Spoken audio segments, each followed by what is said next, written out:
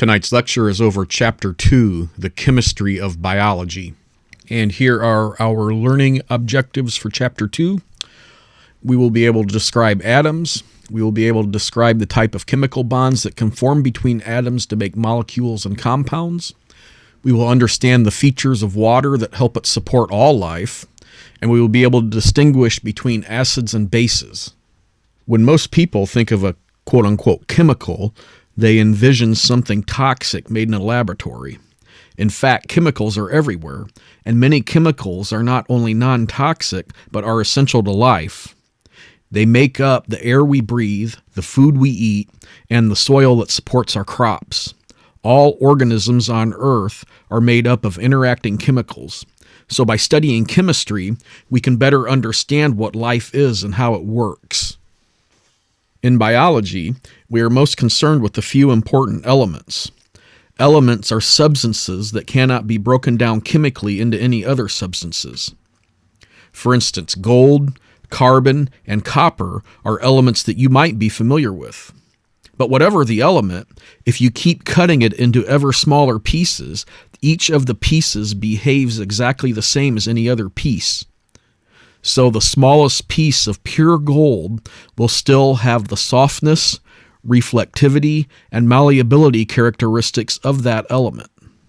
And if you continue cutting, you would eventually separate your sample of gold into tiny pieces that could no longer be divided without losing their gold-like properties.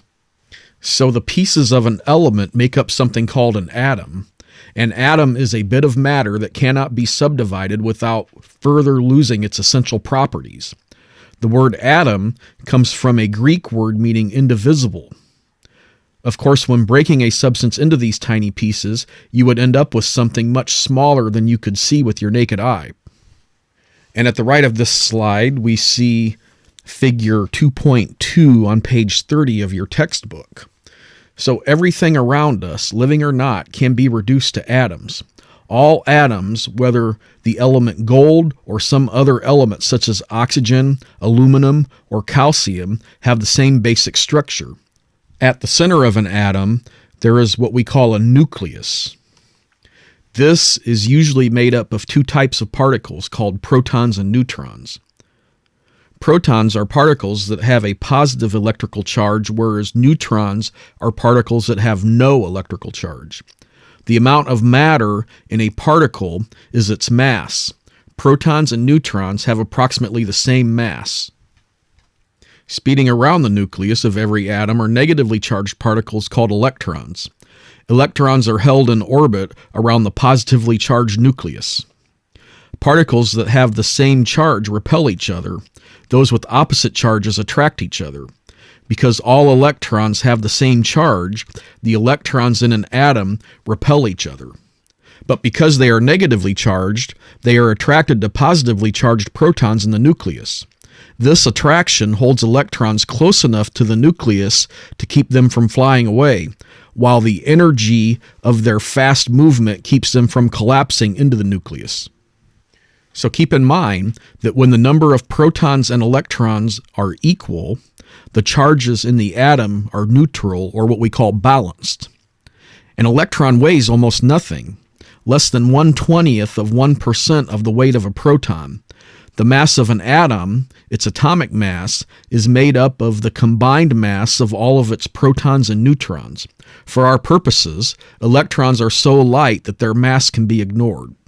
Also, atoms are tiny. Enlarge an atom by 1 billion times, and it would be the size of a grapefruit. But even then, most of the space taken up by an atom is empty. That is, because the nucleus is very small and compact, the electrons zip about relatively far from the nucleus. If the nucleus were the size of a golf ball, the electrons would be anywhere from half a mile to 6 miles away. Moving on, what distinguishes one element from another? The number of protons in an atom's nucleus is the deciding factor. As a rule, atoms of different elements have different numbers of protons in the nucleus. For instance, a chlorine atom has 7 protons, and a neon atom has 10 protons, and an oxygen atom has 8 protons. Each element is given a name, an abbreviation, and an atomic number that corresponds to how many protons it has. The mass of an atom is often about double the element's atomic number. This is the case when the number of neutrons in the nucleus is equal to the number of protons, because protons and neutrons have approximately the same mass. Oxygen, for example, has the atomic number 8, reflecting that it has 8 protons. Because it has 8 neutrons, oxygen has an atomic mass of 16. Simply, the mass of the 8 protons and the mass of the 8 neutrons add up together, 16. Moving on, atoms of the same element do not always have the same number of neutrons in their nucleus and electrons circling around it. For example, an atom may have more neutrons or fewer neutrons than the number of protons. Atoms with the same number of protons but different numbers of neutrons are called isotopes. An atom's charge doesn't change in an isotope because neutrons have no electrical charge, but the atom's mass changes with the loss or addition of another particle in the nucleus. For example, carbon has 6 protons, so it usually has a mass of 12. Occasionally, though, a rare carbon atom has an extra neutron or two, thus an atomic mass number of 13 or 14. These isotopes are called carbon-13 and carbon-14 respectively, and are referred to as quote-unquote heavy carbon. In nature, we commonly see mixtures of several isotopes for a given element. So although a sample of pure carbon consists mainly of 12 carbon atoms, 6 protons and 6 neutrons, some carbon-13 and carbon-14 atoms are present in the sample too. The atomic weight given in the periodic table is an average of the atomic mass of an element's isotopes, taking into account their different abundances. Moving on. Most elements and their isotopes have a stable nucleus that never loses or gains neutrons, protons, or electrons. A few atomic nuclei are not so stable, however, and break down spontaneously sometime after they are created. These atoms are what we call radioactive, and in the process of decomposition, they release, at a constant rate, a tiny, high-speed particle carrying a lot of energy. The particle may be a proton, neutron, or electron. Sometimes, just energy is released and no particle. So as an example, let's consider the decay of the radioactive atoms considered uranium-238, which has 92 protons and 146 neutrons in its nucleus. It spontaneously loses a particle containing 2 protons and 2 neutrons, turning it into an isotope of a different element altogether, which is thorium-234. Thorium is also radioactive, one in a long chain of isotopes, each decaying into another radioactive element until finally producing the stable element lead with an atomic mass number of 206. Radioactive atoms turn out to be useful in determining the age of fossils, in medical imaging and cancer treatment, and in generating vast amounts of energy. The energy from radioactive decay can also cause adverse health effects if it damages a cell or breaks a molecule of DNA. All the known elements can be arranged in the order of their atomic number in a scheme called the periodic table. A copy of the periodic table is provided at the back of the book. So far, about 94 elements have been discovered that are present in nature, and about 28 others can be made in the laboratory. Everything you see around you is made up of some combination of the 94 or so naturally occurring elements. Moving on, the vast majority of the Earth's atmosphere is made up of nitrogen, with smaller proportions of oxygen, argon, and carbon dioxide. But small changes in the proportion of these gases can have significant effects on our planet and its climate. Of all the elements found on Earth, only 25 are in your body. The top 10 of these make up 99.9% of your body mass, but they are not present in equal amounts. The big 4 elements that make up your body mass are oxygen, carbon, hydrogen, and nitrogen, and these four elements predominate and make up more than 96% of your body's mass. With knowledge about the big four, you can understand quite a bit about nutrition and how your body works. So that brings us to our take-home message for section 2.1. Everything around us, living or not, is made up of atoms, the smallest units into which an element can be divided without losing its essential properties. All atoms have the same general structure, which is protons and neutrons in the nucleus, and electrons circling fast and far away around the nucleus. And I also want to remind you that when it comes to atoms, if I change the number of protons in the nucleus, I change the element. If I change the number of neutrons in the nucleus, I create an isotope. And if I change the number of electrons orbiting the nucleus, I create an ion. Also keep in mind that just four elements, oxygen, carbon, hydrogen, and nitrogen, make up the vast majority of your body mass, and that there are only 25 elements that make up your entire body. Moving on, most substances are not pure elements, but rather compounds made up of atoms from different elements that are joined by bonds. An atom's electrons determine whether and how it bonds with other atoms. Electrons move so quickly that it is impossible to determine exactly where an electron is at any given moment. Electrons are not just moving about haphazardly, though. Speeding around the nucleus, they tend to stay within prescribed areas called electron shells. Electron shells aren't actually physical tracks. Rather, they are placeholders for the different possible energy levels of the electrons.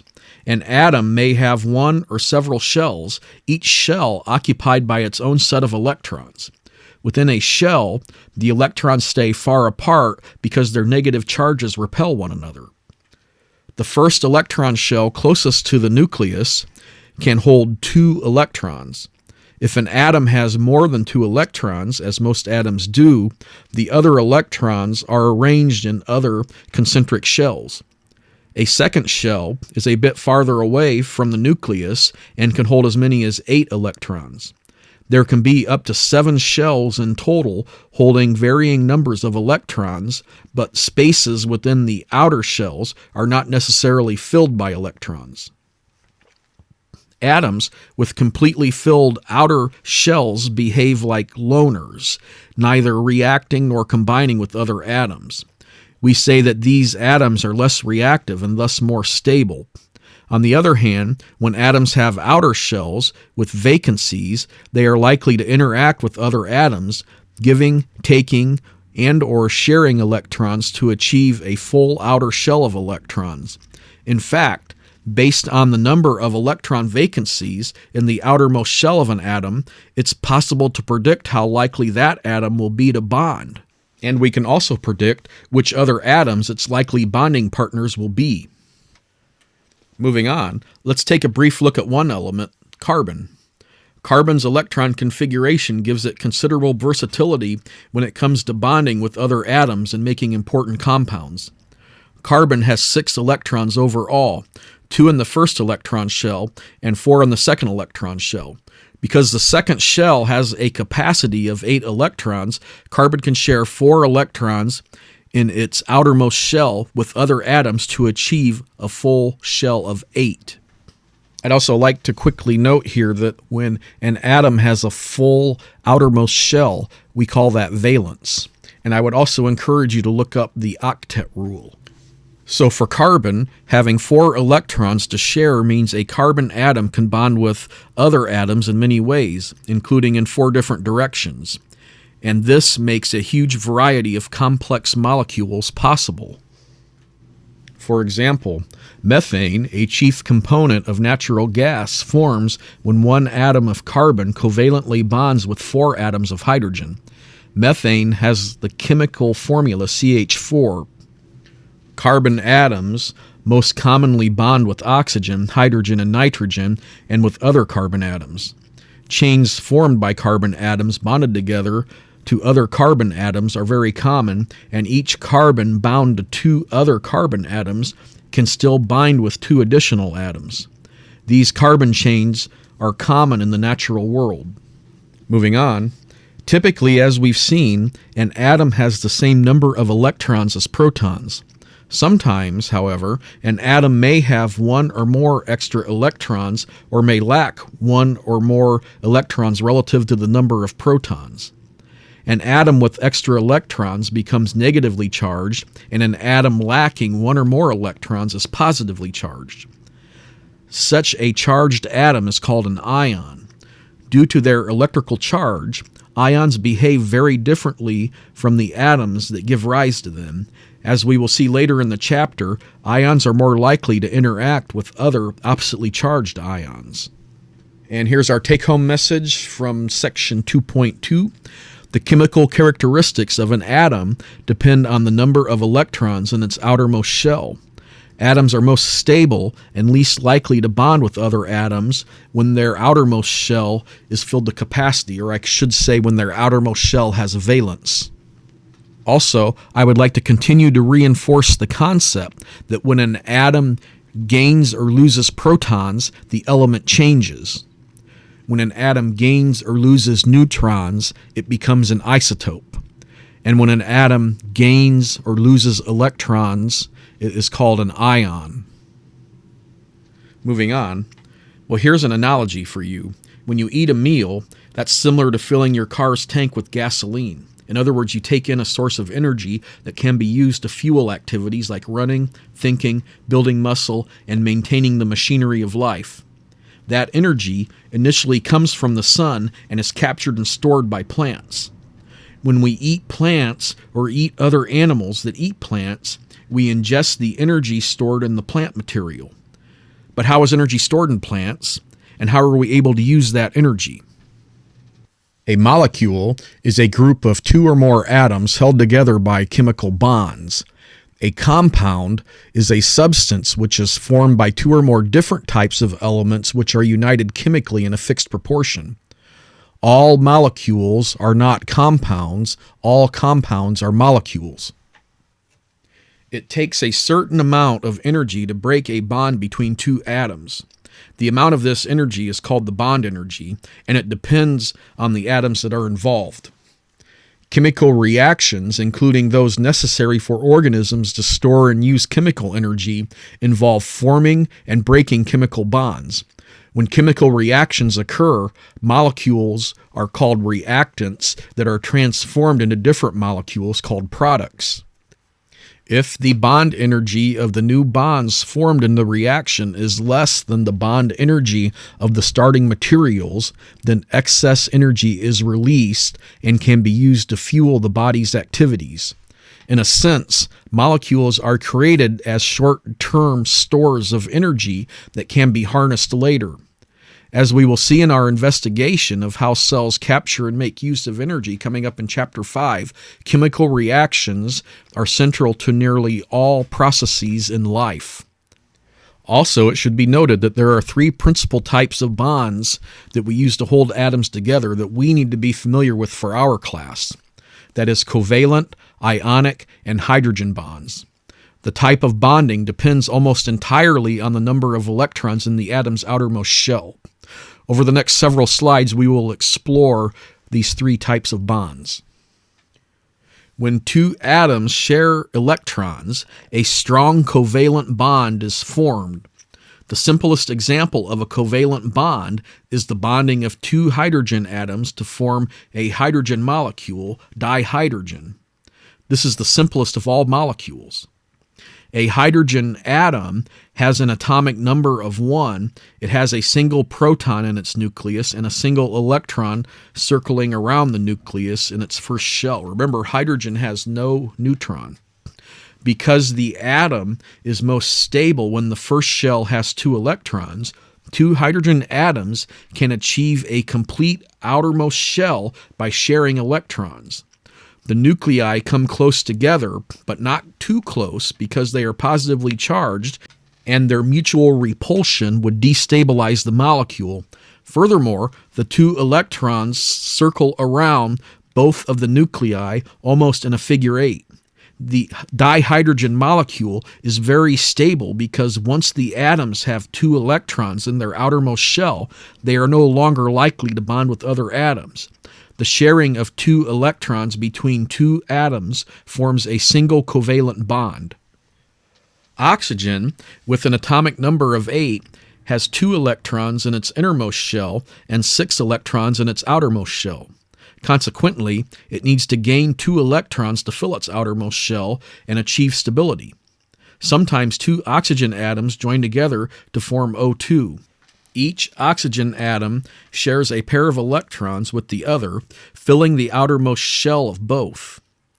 The sharing of 2 pairs of electrons between 2 atoms is called a double bond. Carbon is a particularly quote-unquote extroverted atom. It has an atomic number of 6, meaning that 2 electrons fill its first shell and 4 remain to occupy the second shell. Because 4 electron vacancies are left, carbon can, and frequently does, form 4 covalent bonds, joining up with other atoms in a wide variety of molecules. That brings us to ionic bonding. Atoms can also bond together without sharing electrons. When one atom transfers 1 or more of its electrons completely to another, each atom becomes an ion. Since each has an unequal number of protons and electrons, the atom gaining electrons becomes negatively charged, while the atom losing electrons becomes positively charged. An ionic bond occurs when 2 oppositely charged ions attract each other. In ionic bonds, each electron circles around a single nucleus. Ions of 2 or more elements linked by ionic bonds form an ionic compound. Because the ions attracted to each other are of equal and opposite charge, the compound is neutral. Or in other words, it has no charge. A common ionic compound that you are likely familiar with is table salt, sodium chloride, which is composed of sodium and chloride ions. And that brings us to hydrogen bonds. Ionic and covalent bonds are bonds between atoms. They link 2 or more atoms together within an ionic compound or a molecule. Hydrogen bonds, on the other hand, are important in bonding molecules together. A hydrogen bond forms between a hydrogen atom in one molecule and another atom, often an oxygen or nitrogen atom in another molecule, or even in larger molecules in another part of the same molecule. This bond is based on the attraction between positive and negative charges. The atoms taking part in hydrogen bonds are not necessarily ions, so where do the electrical charges come from? The hydrogen atom is already covalently bonded to another atom in the same molecule and shares its electron. The electron circles both the hydrogen nucleus and the nucleus of the other atom, but the electron is not shared equally. It is as if the atoms are playing a tug of war with the electrons. Because the other atom always has more protons than a single proton found in the hydrogen nucleus, it is more positively charged. As a result, the electron contributed by the hydrogen spends more of its time near the more positively charged nucleus than near the hydrogen nucleus. And so, the hydrogen atom is slightly positively charged while the other is slightly negatively charged. In a sense, molecules with slightly charged atoms become like a magnet with a distinct positive and negative side, and are said to be polar. Polar molecules are attracted to other polar molecules, lining up in particular orientations such that the positive regions of one molecule are near the negative regions of another molecule. A hydrogen atom with a slight positive charge can become attracted to an atom in a neighboring molecule with a slight negative charge. These attractions are called hydrogen bonds. Although hydrogen bonds are only about 1/30th as strong as covalent or ionic bonds, a multitude of hydrogen bonds form in water. Hydrogen bonds are responsible for many of the unique characteristics that make water one of the most important molecules for life on Earth. And in this slide, we just see cartoons of the three various types of bonds we've talked about, and you can find more detail on these cartoons on page 35 and 36 of your textbook. So our take-home message from section 2.3 is that covalent bonds are formed when atoms share electrons. Ionic bonds are formed when one atom transfers its electron to another atom and the two oppositely charged ions are attracted to each other, forming an ionic compound. And hydrogen bonds, which are weaker than covalent and ionic bonds, are formed from the attraction between a hydrogen atom in one molecule and another atom in another molecule that has a slight negative charge. Moving on, every so often, a tadpole or small fish gets an unexpected life ending, a surprise from above as a giant spider moves quickly across the surface of the water, reaches down with its two front legs, and plucks the animal from the water. The spider, known as the fishing spider, injects the prey with venom, carries it back to shore, moving across the water's surface as if it is solid ground, and then eats it. How can a spider walk on water? The fishing spider, like many other insects, benefits from the tremendous cohesion of water. That is, water molecules stick together with unusual strength. This molecular cohesiveness is due to hydrogen bonds between the water molecules. Each water molecule is V-shaped. The hydrogen atoms are located at the ends of the two arms, and the oxygen is found at the bottom end of the V, between the two hydrogen atoms. Oxygen's strongly positively charged nucleus pulls the circling electrons towards itself and wins the tug of war more often than its fair share of the time. Consequently, the oxygen at the bottom of the V has a slight negative charge, and the top of the V, with the two hydrogen atoms, has a slight positive charge. Hydrogen bonds then form between the relatively positively charged hydrogen atoms and the relatively negatively charged oxygen atoms of adjacent water molecules. So the fishing spider's ability to walk on water helps illustrate that the cohesive forces between water molecules are particularly strong at the surface. In this case, because a water molecule is not surrounded on all sides by other water molecules, it adheres more strongly to its neighboring water molecules at the surface, giving rise to surface tension. The greater force required to penetrate the surface means that a small needle can be placed on the surface and will float even though the needle is much denser than the water. And you could demonstrate this with a quick experiment on your own time. Take a drop of water and place it on your table, and take a drop of rubbing alcohol and place it next to the drop of water. Which one evaporates first? The reason the rubbing alcohol will evaporate first is because it has less surface tension than water does. When water is heated, molecular movement increases and fewer hydrogen bonds can form. Heat then reduces water surface tension. Although this might be bad news for the fishing spider, it can be a welcome phenomenon in your washing machine. With reduced surface tension, water soaks more readily into fabrics, resulting in better cleaning. Detergents, too, reduce water surface tension, making cleaning laundry more efficient. And that brings us to our take-home message for section 2.4. Water molecules easily form hydrogen bonds, giving water great cohesiveness. Moving on, all life on Earth depends on water. Organisms are made up mostly of water and require it more than any other molecule. Hydrogen bonding among water molecules gives water several important properties that contribute to its crucial role in the biology of all organisms, or I should say all known organisms. So as we saw in the previous section how the interconnection of water molecules through hydrogen bonds make water cohesive, resulting in, for example, high surface tension, the cohesiveness of water molecules also makes it possible for tall trees to exist. Leaves need water. Molecules of water in the leaves are continually lost to the atmosphere through evaporation or are used up in the process of photosynthesis. To get more water, plants must pull it up from the soil. However, the problem for many plants, such as the giant sequoia trees, is that the soil may be 300 feet below the leaf.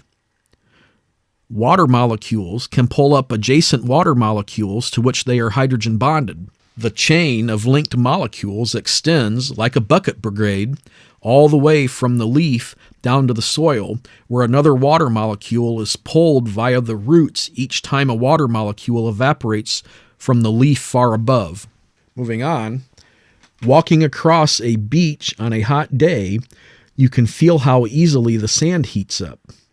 By comparison, the water feels cool as you step from the sand into the water because water resists warming. It takes quite a bit of energy to change the temperature of water even by a small amount. Why?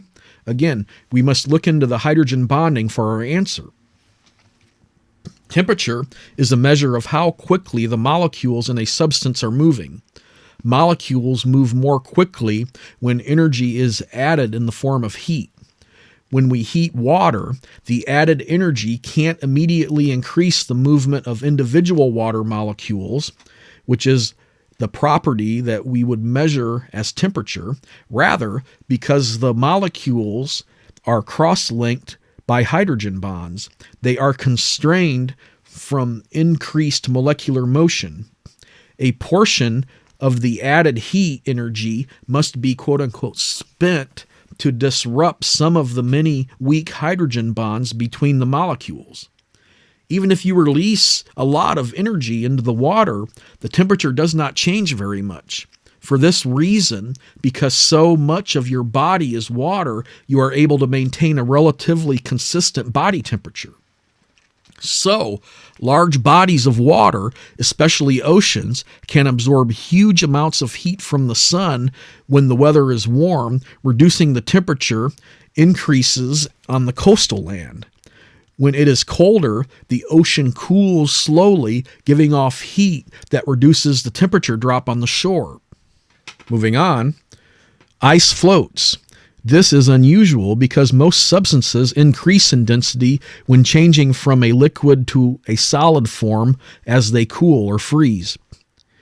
As the cooling molecules in most substances slow down, they pack together more and more efficiently and densely. Consequently, the solid sinks. In contrast, water becomes less dense when solid due to hydrogen bonding.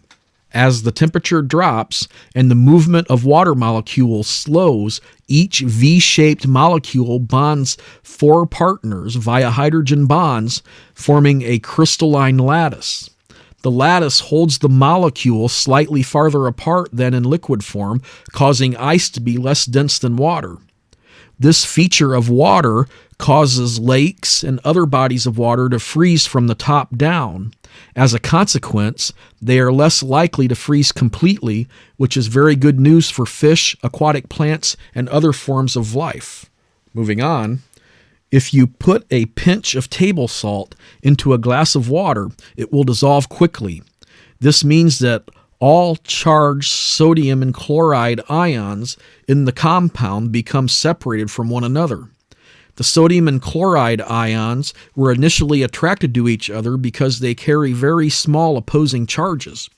Water is able to pry them apart because, as a polar molecule, water also carries charges. The positively charged sodium ions are attracted to the negatively charged side of the water molecule, and the negatively charged chloride ions are attracted to the positively charged side. The ionic bonds holding together the ions in sodium chloride are thus broken, and each ion becomes surrounded by water molecules. Many substances are, like water, polar and consequently can dissolve easily in water.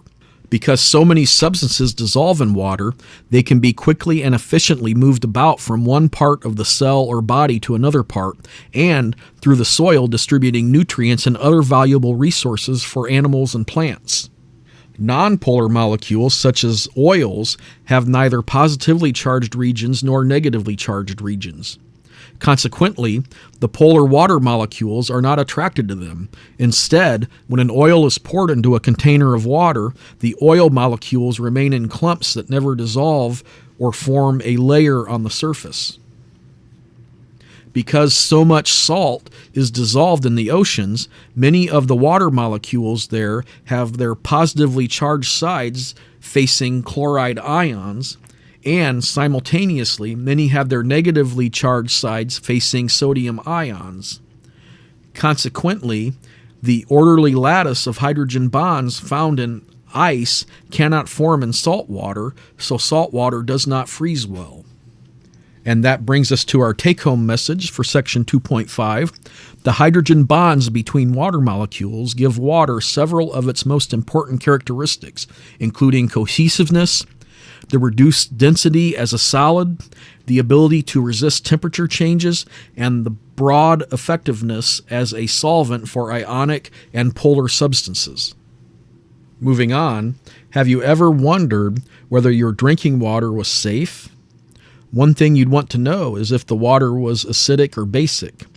Most water molecules are present as H2O, but in any instance, some of them can be broken into two parts, hydrogen ions and hydroxyl ions. In pure water, the amount of hydrogen ions and hydroxyl ions must be exactly the same, since every time a molecule splits, one of each type of ion is produced. But in some fluids containing other dissolved materials, this balance is lost. The fluid could have a more acidic or more basic nature. Moving on, the amount of hydrogen ions in a solution is a measure of its acidity, and that's called its pH. The greater the number of free hydrogen ions floating around, the more acidic the solution is. And this cartoon is on page 43 of your book. And as you can see, pure water is in the middle of the pH scale with a pH of 7. Any fluid with a pH below 7 has more hydrogen ions and fewer hydroxide ions and is considered an acid. Any fluid with pH above 7 has fewer hydrogen ions and more hydroxyl ions and is considered a base. The pH scale, like the Richter scale for earthquakes, is logarithmic. However, in the case of pH, the lower the number, the greater the acidity. A decrease of 1 on the pH scale represents a tenfold increase in the hydrogen ion concentration. A decrease of 2 represents a 100-fold increase. This means that a soda with a pH of less than 3 is 10,000 times more acidic than a glass of water with a pH of 7. Hydrogen ions are essentially free-floating protons. This is because hydrogen atoms have one proton and one electron and no neutron. So when the atom loses the electron, just the proton remains. Acids can donate their hydrogen ions to other chemicals. In fact, a hydrogen ion is a very reactive ion. Its presence gives acids some unique properties. For instance, the hydrogen ions in acid can bind with atoms in metal and stone, causing corrosion and weathering, respectively. That's why you can eventually dissolve nails by dumping them in a bucket of acid or soda. Moving on, your stomach produces large amounts of hydrochloric acid, and that has a pH between 1 and 3. The acid in your stomach helps kill most bacteria that you ingest. It also greatly enhances the breakdown of chemicals in the food you eat and increases the efficiency of digestion and absorption. You know firsthand the high acidity of your stomach fluids if you have ever experienced heartburn or the sour taste of vomit. By contrast, bases have a higher concentration of hydroxide ions than hydrogen ions. For instance, baking soda, which has a pH of 9, is a common basic substance. Some bases are called antacids because the hydroxide ions in those bases can bind with excess hydrogen ions in acidic solutions. This neutralizes the acids. Base-containing products such as Alka-Seltzer and milk of magnesia reduce the unpleasant feeling of heartburn and acid indigestion that sometimes arise from the overproduction of acids by the stomach. Bases are also commonly used in household cleaning products and generally have a bitter taste and a soapy, slippery feel. Moving on, the pH of blood is usually 7.4, so blood is a little bit basic. Given that most cellular reactions produce or consume hydrogen ions, you might expect there to be great swings in the pH of our blood. Unfortunately, our bodies can't tolerate such changes. Most of the chemical reactions in our blood and cells stop proceeding properly if the pH swings up or down, even by less than half a point. Fortunately, our bodies contain some chemicals that act like bank accounts for hydrogen ions. These chemicals are called buffers and can quickly absorb excess hydrogen ions to keep a solution from becoming too acidic, and they can quickly release hydrogen ions to counteract any increases in hydroxyl concentration. Buffers are chemicals that act to resist changes in pH. And that brings us to our take-home message for section 2.6.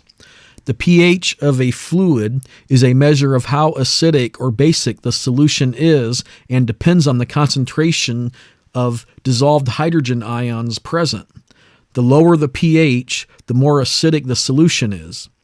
Acids can donate protons to other chemicals. Bases bind with free protons.